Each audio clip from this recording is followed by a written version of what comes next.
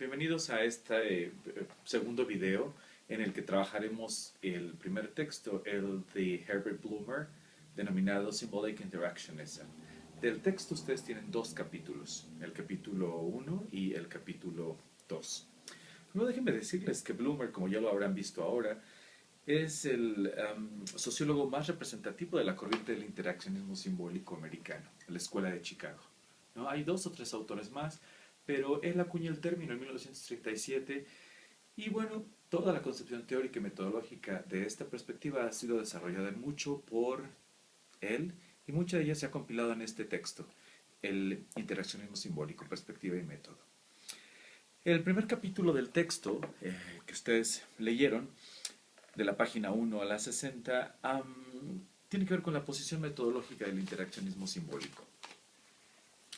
En él encontrarán tres premisas fundamentales del interaccionismo simbólico. Me gustaría que ustedes tocaran ese día en la sesión.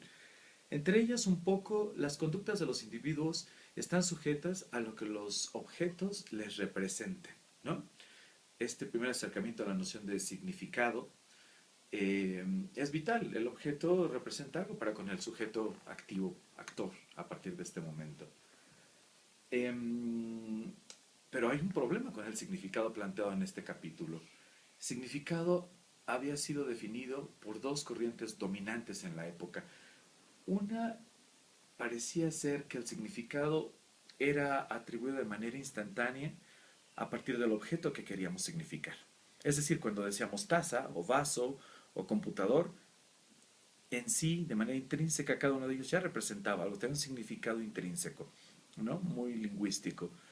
Dos, otra corriente fuerte argumentaba que el significado era atribuido a partir del propio sujeto, ¿no? De las producciones psicológicas y de, de las actividades psicológicas, ya sea atención o alguna de estas otras en nuestra mente, y entonces podemos atribuirlo desde esta perspectiva, de esta manera un tanto psicológica. Pues bien, la perspectiva del interaccionismo simbólico va aún más allá, tiene una fuerte carga social.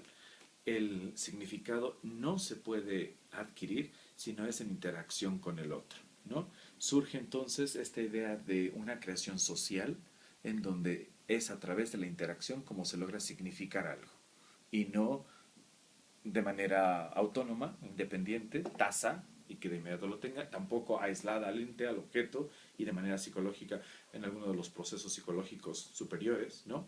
Sino en interacción con el otro, de manera social. Otra de las cosas que encontrarán en ese capítulo es el uso, por supuesto, de elementos, herramientas que el autor llama down to earth, elementos que están situadas, que son un tanto naturalísticas, que dan cuenta un poco del procesar que ha seguido no solo Blumer, sino algunos de sus seguidores, para dar cuenta precisamente de los significados que los sujetos han ido un poco construyendo a partir de los objetos, ¿no? Eso resulta interesante porque lo vamos a anclar con los dos últimos textos, el texto de Woods y lo vamos a anclar también con el texto de Noonan, un poco para dar cuenta de la urdimbre existente entre interaccionismo simbólico y sobre todo etnografía. Pero déjenme volver pues a otras de las premisas que ustedes habrán de leer o habrán leído ya en este texto. El uso pues de la noción de sentido. Surge un problema aquí porque habremos de diferenciar entre significado y sentido. Mientras que uno lo hemos tocado ya, este último, la noción de sentido, la categoría de sentido desde interacción simbólica, es también un proceso de construcción social que se da principalmente en el sujeto actor, pero que tiene que ver con el contemplar a los otros.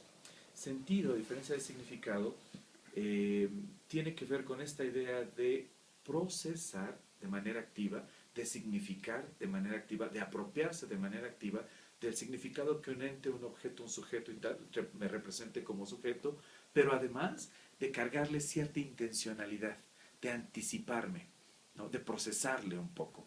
Cuando entonces yo actúo a partir de lo que he significado, esta actuación está cargada de sentido. Es decir, es esta intencionalidad que me mueve a actuar de determinada manera para con otro ente, ya sea sujeto, vivo, o un ente no animado, pero existente o vivo, como la noción de amor, de sociedad, de justicia, o un ente sin vida, como lo es la taza precisamente. ¿Notan? Esto lo vamos de tocar y de discutir con amplitud en nuestra sesión. Sin embargo, me gustaría que lo trabajaran de manera previa con su yo mismo o con alguno de los colegas que esté al lado. ¿Vale? Creo que en esta primera parte estos son de los problemas centrales que habremos de tocar, ¿no?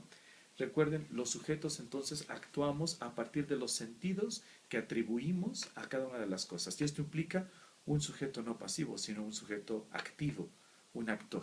De ahí que desde esta perspectiva llamemos actores a los individuos, a los sujetos, a las personas que están involucradas en el objeto que nosotros queramos investigar, ¿no? Nuestro objeto de estudio. Tarea 1. Tres impresiones sobre los antecedentes generales de interaccionismo simbólico. En un trozo de hoja, igual en media hoja carta, ¿no? Con tu nombre y tus datos, tres impresiones entonces acerca de los antecedentes de lo que has leído sobre interaccionismo simbólico. Segunda tarea, en otra media hoja blanca, tres impresiones, tres ideas fundamentales de este primer capítulo de interaccionismo simbólico de Blumer, ¿no? Yo sé que puedes tener más, 10, 15 o 20, ¿no? Categorízalas de manera previa. Anota tus 15 o 20, luego elimínalas, llega a unas 10, 5 y finalmente las tres ideas más fuertes que para ti hayan sido motivo de documentación de este capítulo. Las habremos de discutir y de ampliar en nuestra sesión, ¿vale? Capítulo 1 de Blumer, de la página 1 a la 60. Gracias.